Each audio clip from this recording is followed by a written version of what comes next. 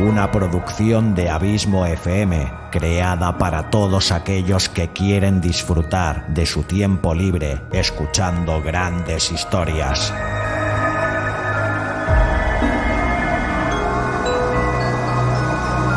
Audiolibros y relatos, un podcast literalmente literario.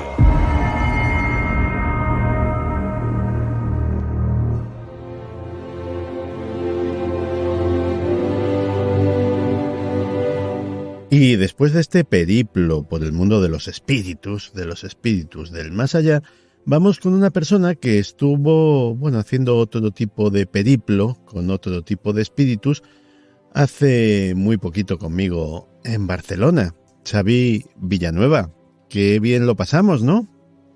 De maravilla, Santi, ¿qué tal? ¿Cómo estás? La verdad que más que vinieron los espíritus a mí, que más bien. Sí, ¿verdad? Sí. O sea, no, aquí sí que no desvelamos, pero tú recuperado de lo tuyo, ¿no? Yo muy recuperado, pero sí, ya sabes que por unos momentos no fui yo mismo. Lo sé. Fue alarmante, realmente. Pero la verdad no sé bien qué pasó, pero bueno, por lo que me contáis, fue un relato interesante. Sí, te desempeñaste correctamente en tus labores.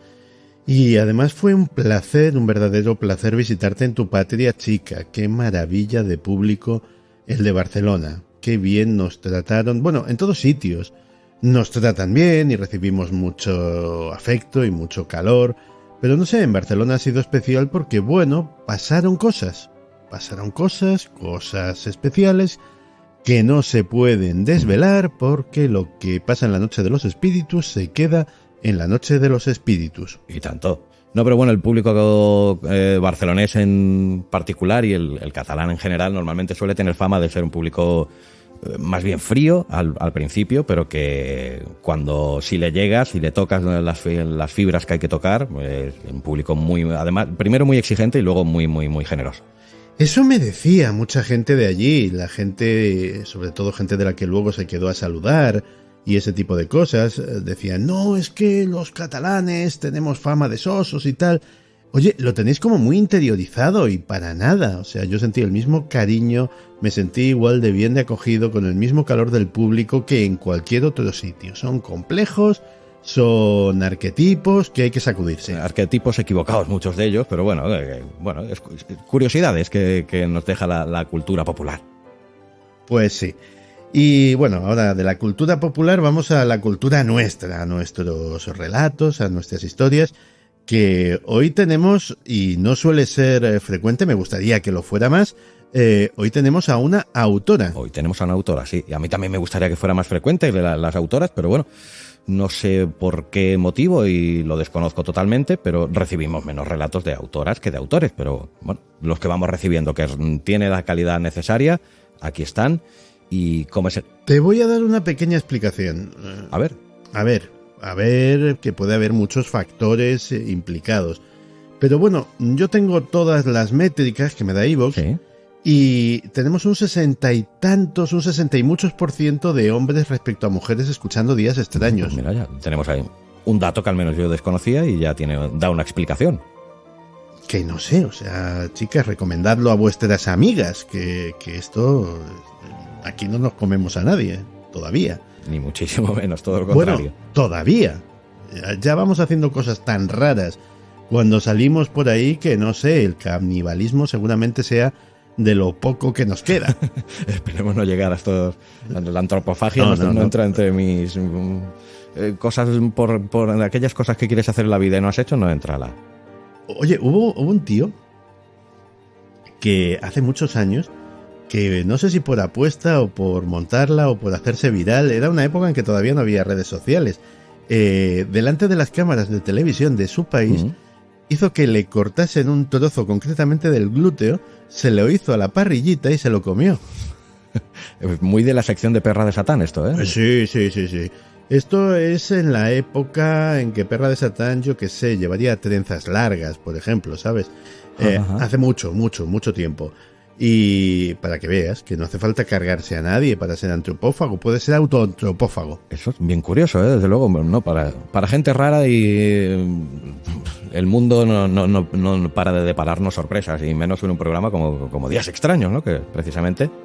Bueno, ya hemos desbarrado suficiente por un relato, así que vamos con la autora. ¿Quién es? Pues una autora que además siempre me comentas lo particulares que son nuestros autores invitados, pues verás que la de hoy también tiene una historia que, como decimos por aquí por Cataluña, de unido, que vendría a ser, como de madre mía, de AUPA. Y se llama Carolina Zeca, que es originaria de Talavera de la Reina, que hemos estado ahora comentando off the record. Claro, el Nueva York de la Mancha, la cerámica talaverana. Te he estado explicando cosas porque, oye, a ti te queda un poco apartado lo de Castilla-La Mancha, pero a mí me pilla cerca y lo conozco. Y ganas que me han entrado de conocerlas, y eso es cierto. Pues Carolina Zeca, que tiene 44 años y es artista, directora, historiadora del arte y columnista. Se fue a vivir a Japón el año 2005 para realizar una investigación de posgrado en arte actual y en la universidad, porque tenía un cierto interés en sentir la belleza como la viven los japoneses. Desde el año 2011, tras el gran terremoto y el tsunami de Tohoku, reside en Tokio. Tiene el honor, esto me ha sorprendido mucho, de ser miembro de la Real Sociedad de las Artes de Inglaterra. Ha realizado estudios de posgrado en la Universidad de Salamanca y en la Universidad Ferris en Japón. Jolín. Sí, no, y espera que no he acabado. Desde el 2021 sus últimos trabajos de videoarte se han presentado en más de 12 países diferentes, destacando su participación como finalista en el Festival de Cine de Bellas Artes en California. Individualmente ha expuesto también su obra tanto en la Embajada de España en Japón como en el Instituto Cervantes y recientemente en el Museo de Fotografía de la Fundación Antonio Pérez en la provincia de Cuenca. En Japón ha trabajado también como columnista para Yomiuri Shimbun y para la editorial de la cadena de televisión pública japonesa NHK, publicando sus dibujos. Además, por si fuera poco, imparte también conferencias. Por si fuera poco, ¿sabes? Eso mismo. Y por poner un dato así literario, pues me comenta que su pasión por la literatura le viene desde niña y que sus autores favoritos pues son León Tolstoy, Marguerite Duras y Sei Shoganon y Kobo Abe. Oye, buen gusto tiene. Te digo siempre lo mismo, o sea, ¿de dónde sacamos a esta gente que tiene estas vidas tan interesantes?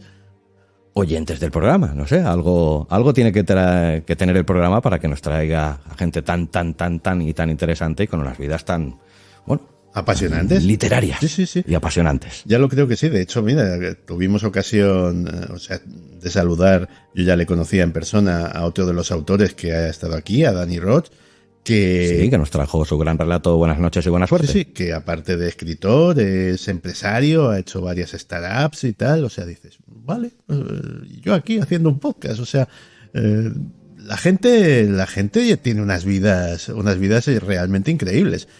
En fin, ¿y cómo se llama el relato? Pues el relato lleva un nombre tan japonés como Kaeru, que ya verás que en el propio relato lo explicará, por eso ahora no voy a dar la explicación. Es una palabra polisémica con más de un significado que, bueno, pues encierra parte de los misterios que te traen el relato que hoy te presento, que, llamándose la sección Cuentos Fantásticos, curiosamente no es ni de ciencia ficción, ni es un cuento... Sí que tiene su parte de fantasía, pero no sería a lo mejor el cuento más fantástico de los que te he traído con relación a esa parte polisémica de la palabra relativo a la fantasía, pero fantástico por tal como está escrito, que Carolina ya verás que se desenvuelve muy bien. Y es el primer cuento además que ha escrito Carolina, porque entre todas esas cosas que te he comentado, pues la escritura no estaba entre ellas y ha empezado a escribir ahora, pero ya verás que lo hace muy bien. Y es un cuento que, pues aunque tiene un leve toque fantástico, es más costumbrista y poético que no fantástico, como ya te he dicho. Y le vino a Carolina la idea porque hace 2 años pues parece ser que tuvo una enfermedad, que la tuvo pues bueno con ciertos problemas de salud durante un tiempo, y como pasaba la mayor parte del tiempo en la cama, pues decidió aprender escritura online y le gustó tanto que, alentada por su maestra, comenzó a escribir este cuento que te traigo hoy, Kaeru, que está basado en una experiencia personal. Y ya que entre la primavera y el verano en Japón existe una temporada de lluvias constantes en donde lo imposible, en ocasiones, muestra su cara. Oye, pues como en Días Extraños, a fin de cuentas. Además ya verás que también no te avanzo mucho porque es algo que se conoce al principio de la historia, pero también tiene algún punto muy cultural, ya que nos enseña muy bien escrito además pues cómo son las ceremonias funerarias en Japón, el rito funerario. Bueno, pues nos quedamos con este Kaeru y con el arte, no solamente de nuestra autora, sino el arte inimitable, que hemos disfrutado también en directo, de Xavi Villanueva. Xavi, grandísimo abrazo. Grandísimo abrazo también para ti, Santi, y para toda la familia extraña.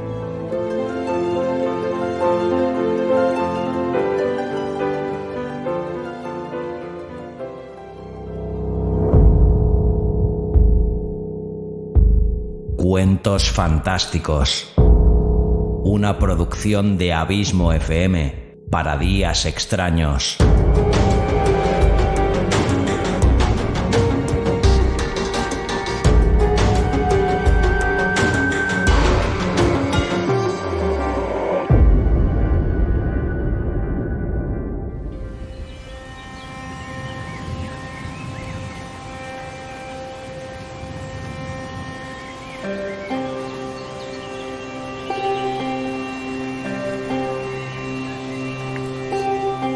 Kaeru, de Carolina Zeca.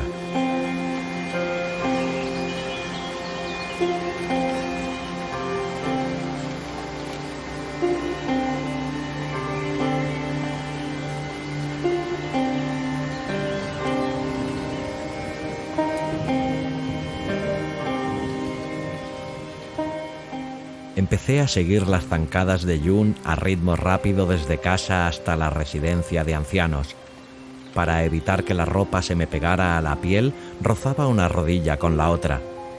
El calor en Tokio, a pesar de la intensidad, no era aún tan bochornoso y húmedo como en verano.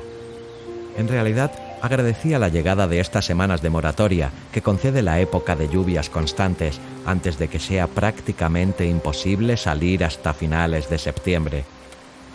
La llovizna era fina y pensaba para mis adentros que la lluvia de cada lugar se parece al carácter de cada pueblo. En este caso me acompañaba una de lo más cambiante. Llevaba en la mano izquierda el paraguas y en la derecha una rosa envuelta en papel. Yo, aún sorprendida, miraba de reojo a la flor. ¿Cómo era posible que en junio el rosal del jardín hubiera comenzado a florecer si aquí eso no sucede hasta el invierno?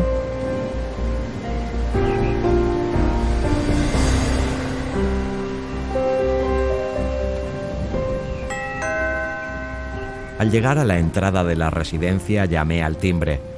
Bajé la mirada hacia las caderas y piernas y pensé que definitivamente el vestido azul añil se me había pegado sin remedio. Jun cerró los paraguas y los dejó colocados en la entrada. El director saludó a mi marido y comenzó a explicarle el estado en que se encontraba la tía. En ningún momento me miró ni se dirigió a mí. Yo no existía. Subimos las escaleras de madera de nogal. Ahora invisible, iba la última. Aproveché mi situación para mirar los detalles de las paredes. A ambos lados había colgadas pequeñas pinturas de paisajes europeos. El interiorismo y el trato exquisito que recibían sus inquilinos hacían pensar más en un hotel de 4 estrellas que en un hogar para la tercera edad. Llegamos a la habitación.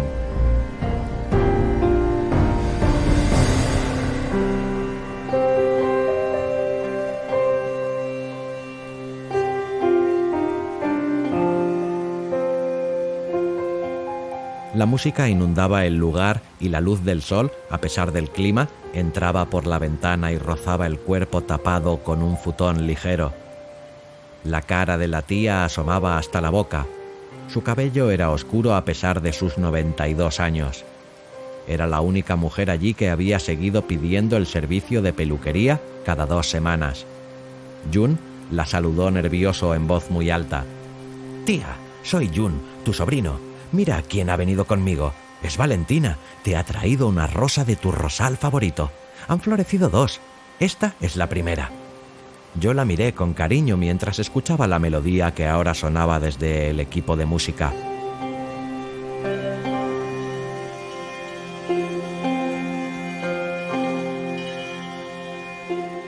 Llené un vaso de agua para mantener viva a la inmensa flor y después lo coloqué cerca de ella en la mesilla de noche, junto a su reloj de pulsera. Jun le comentó que era de su jardín y le repetía lo agradecido que se sentía de que nos hubiera dejado vivir en su casa desde el año anterior. La tía no se movía, aparentemente estaba en estado de inconsciencia desde hacía 3 días. Pero algo intangible me hacía sentir que ella nos escuchaba y que prefería que le hablaran en susurros. El director se retiró y en su lugar llegó una enfermera que humedeció la boca de la tía con sumo cuidado. Tal era la delicadeza que me quedé embelesada sintiendo una inmensa ternura. Jun había tomado la mano de la tía con suavidad durante unos minutos. Finalmente la apartó de ella despacio. Cuando la soltó, se despidió en voz alta. «Pasado mañana, volveremos».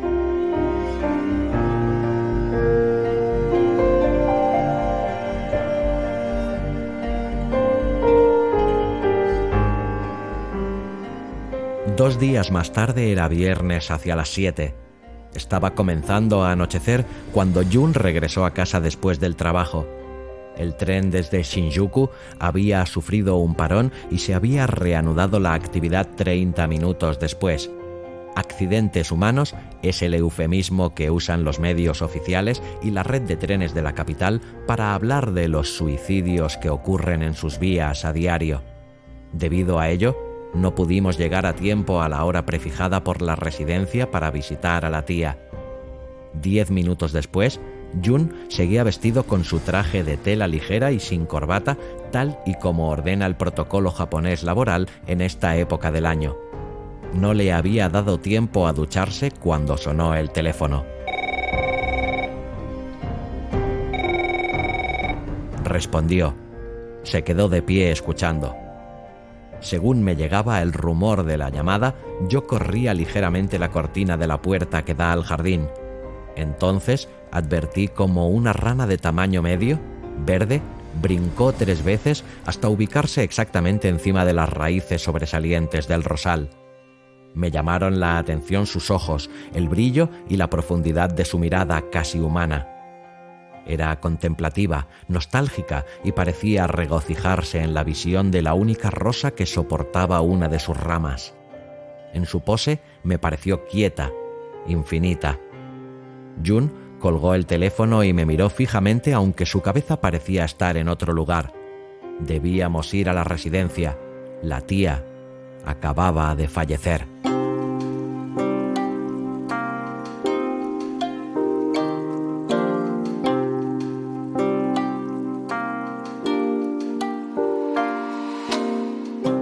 Mientras hablabas por teléfono, ha entrado esta rana. Mira, está junto al rosal de la tía. Dije a Jun. Me observó extrañado y se asomó a comprobarlo. Le miré a los ojos y pronuncié: Kaeru.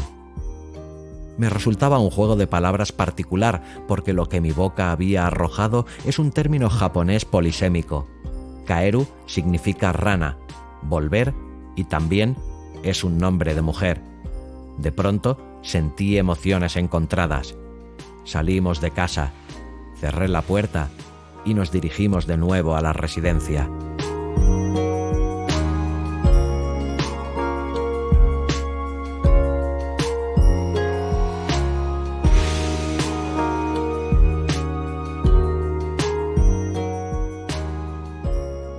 En la entrada nos esperaban 2 enfermeros.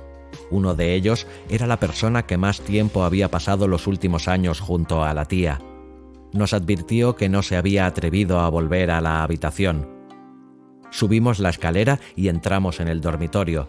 Postrado en la cama se encontraba el cuerpo. Ya no sonaba la música. Las cortinas estaban corridas y la disposición de los muebles había cambiado. No se escuchaban sonidos alrededor. El personal había dirigido a todos los ancianos hacia el salón en el que estaban mirando una película después de cenar. Habían reubicado la rosa que le había llevado el miércoles. Ahora se hallaba colocada en una nueva mesilla junto a la cama. Se la veía brillante, con energía aún, en contraste con la carcasa de lo que había sido la tía.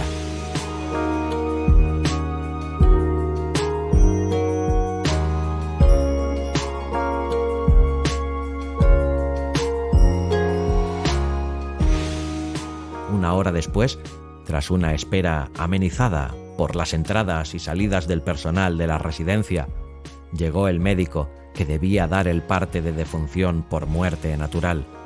Todo fue rápido, aséptico. Hizo una reverencia a la tía, después a nosotros, y nos dejó a solas.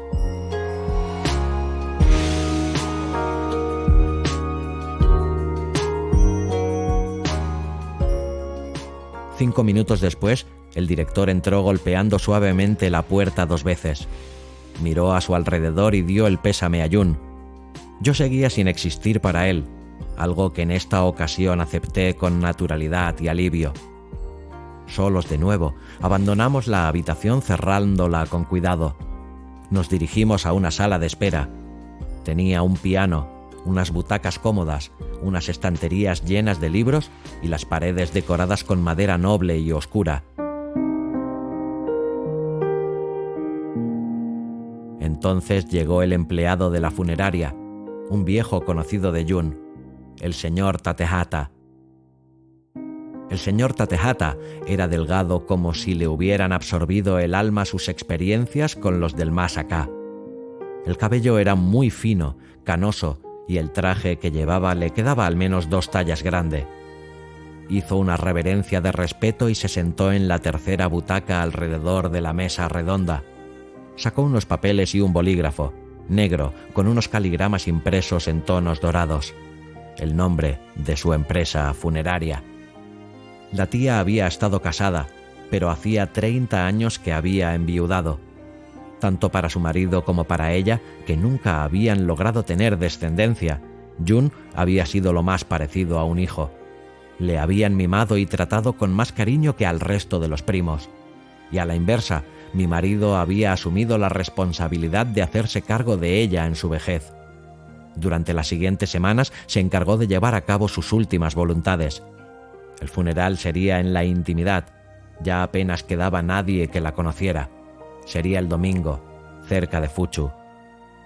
Durante la conversación sobre los detalles de la ceremonia, Jun, que siempre piensa en animar las conversaciones incluso en las situaciones más difíciles, sacó a relucir la anécdota de la rana. Me sentí avergonzada. Pensé que al ser europea, cualquier asunto que me sorprendiera era motivo de análisis por parte de los japoneses, pero no. Esta vez estaba equivocada.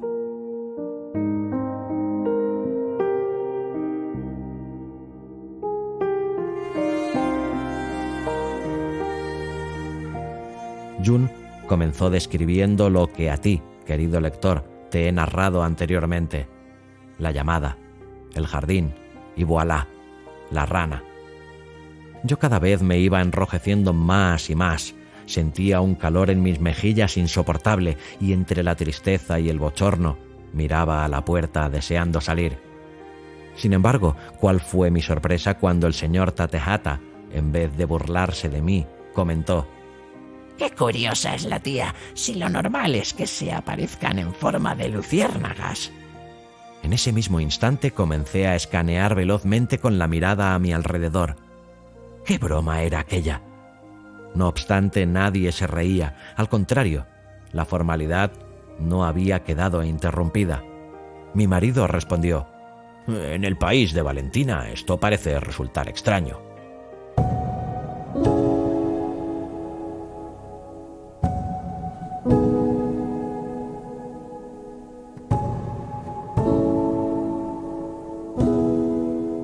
Firmados los documentos, regresamos paseando.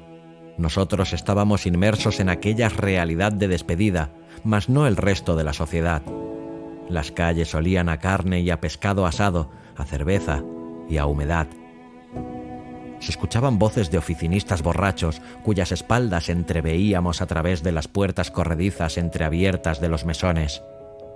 Según llegábamos a casa, fuimos sorteando los charcos que nos había dejado la primera semana de lluvias persistentes. Jun y yo nos cogimos de la mano y saltamos por encima del barro. Después entramos de nuevo a nuestro hogar. Abrí la puerta del jardín y encendí la luz. La rana seguía aún allí, hipnotizada por el rosal. «Entonces, has vuelto a casa», le dije.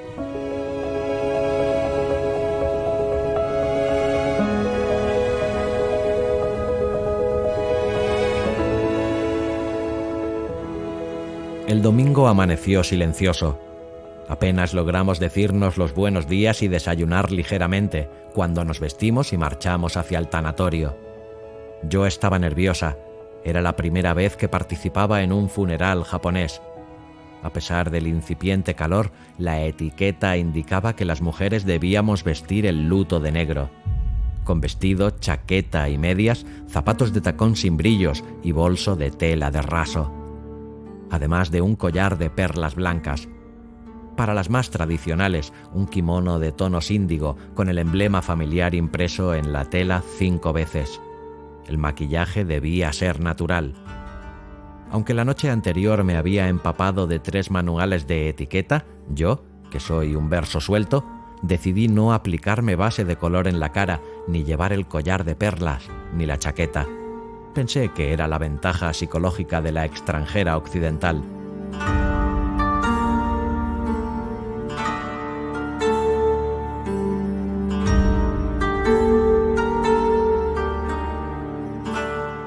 Primero entramos en el crematorio. Allí descansaba el cadáver de la tía enfrente del horno.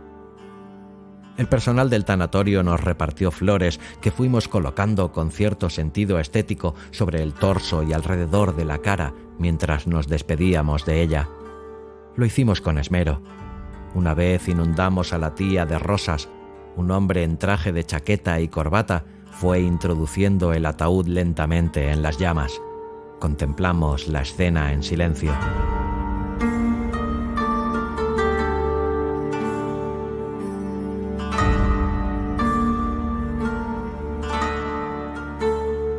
Nunca había presenciado una cremación hasta aquel instante. Quizá hubiera sido mejor dejar a la tía seguir su proceso genuino y convertirse en polvo sin prisas, que se integrara con la naturaleza sin artificios.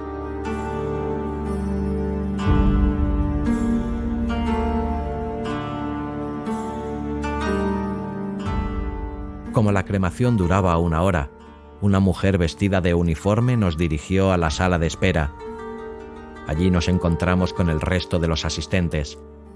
Uno a uno, todos comprobaban por el rabillo del ojo quién era el mejor acicalado para la ocasión. Mientras la tía se convertía en cenizas, los presentes, excepto Jun y yo, conversaban abiertamente sobre dinero, bebían té ardiendo y tenían estómago como para dejar la bandeja de pasteles de judías dulces vacía. Ese evento trascendental se parecía a todo menos a cualquier funeral al que yo hubiera asistido antes. Advertí con pena que estaba socialmente aceptado dar prioridad al engalanamiento personal más que al recuerdo, la etiqueta por encima de la emoción. Ni una lágrima en el transcurso de la espera. A la hija de la señora Machida, vecina de la tía primero y después nuestra, se le había ido de las manos la selección del tamaño de las perlas. La veinteañera, que no tenía oficio ni beneficio conocido, pero sí unas ganas inmensas de demostrar ante los demás lo buena esposa que podría llegar a ser, señaló mi vestido y me indicó que en el próximo evento funerario debía llevar chaqueta. Según escuché su amable consejo, miré a mi alrededor y busqué un candidato dispuesto a viajar al otro lado. Le di las gracias con cinismo por su amabilidad mientras intentaba aguantar la risa. Yo, que me había estudiado los manuales 1 a 1 el día anterior, me di cuenta de que cada uno de los asistentes había fallado el protocolo en algunos detalles de su vestimenta. Nadie podía imaginar mis pensamientos. Sin importarles en absoluto los años que yo llevara residiendo aquí, daban por hecho que no me enteraba de nada, y esta conciencia de la ignorancia de los demás me ayudaba a calmar mis emociones.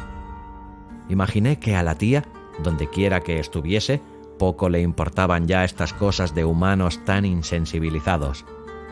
Después de pasados esos 60 minutos entre la muerte y la futilidad, regresamos al crematorio.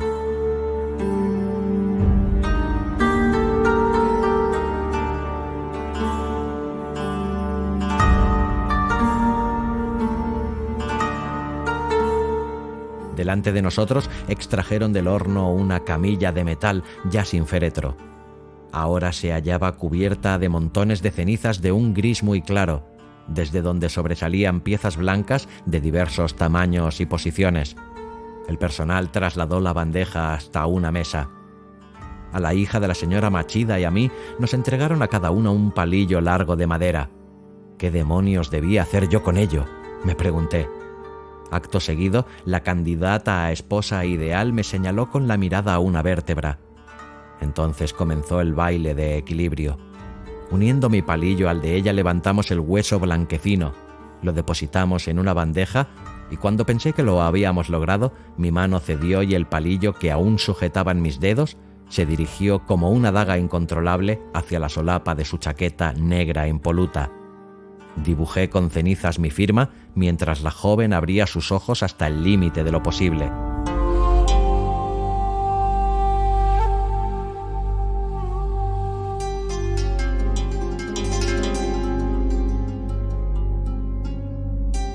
Finalizada la performance, un señor espigado con guantes blancos fue amontonando con un recogedor las cenizas y vertiéndolas con esmero en la urna funeraria. El experimentado caballero entonces comenzó a mostrarnos partes de los restos que habían desafiado a las llamas. Nombraba en voz alta: vértebra, después fémur, hasta que llegó el momento del cráneo y lo incrustó en la cúspide del recipiente. Lo cerró haciendo fuerza y entonces, en aquel instante, mi cuerpo perdió parte del control y estuve a punto de desmayarme encima de Jun. Me sujetó del hombro con firmeza y logré recomponerme sobre la marcha. 2 minutos después, Jun portaba la urna en un brazo, mientras con el otro iba aceptando sobres con dinero de cada grupo de familiares que entregaban como cortesía. Él había pagado el funeral y era el encargado de enterrar a la tía. Nos fuimos despidiendo y subiendo a taxis negros. El camino de regreso fue mudo. Miraba con compasión a mi marido e intentaba alejar de mi cabeza lo sucedido en el tanatorio. Estábamos fatigados. Estreché su mano y dirigí mi mirada hacia los árboles colindantes a la carretera.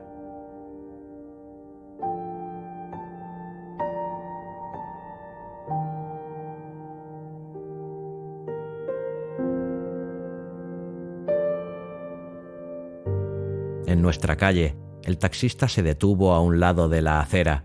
La puerta automática del coche se abrió y Jun se apeó sujetando firmemente la urna forrada de tela blanca que contenía las cenizas de la tía. Entonces él comenzó a andar hacia la entrada de casa. Antes de llegar, repentinamente se paró en seco, depositó con cuidado la urna en el suelo y comenzó a sacudirme de arriba a abajo. Después, él mismo hizo lo propio y se sacudió con energía. Es para que ningún espíritu de los fallecidos que pudieran haber viajado con nosotros desde el tanatorio entren en casa, me explicó. Sacúdeme más, pensé para mis adentros. Por fin dentro me aproximé al jardín.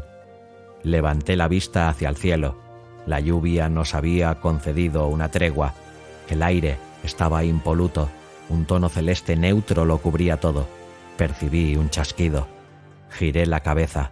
Era la rana, que se alejaba saltando con fuerza.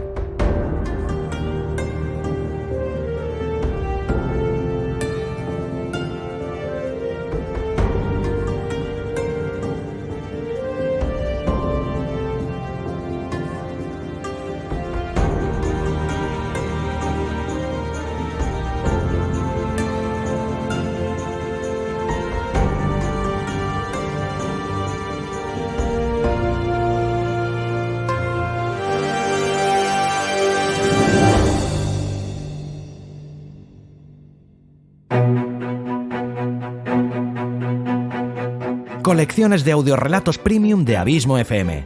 3 flamantes colecciones. Colección Sherlock Holmes, colección La Dimensión Desconocida y colección Stephen King. Capítulos más largos de lo habitual, de 1 hora o más de duración. Historias y personajes que te dejarán huella. www.abismofm.com/colecciones. Colecciones de audiorelatos premium de Abismo FM. ¿Te las piensas perder? yo de ti no lo haría.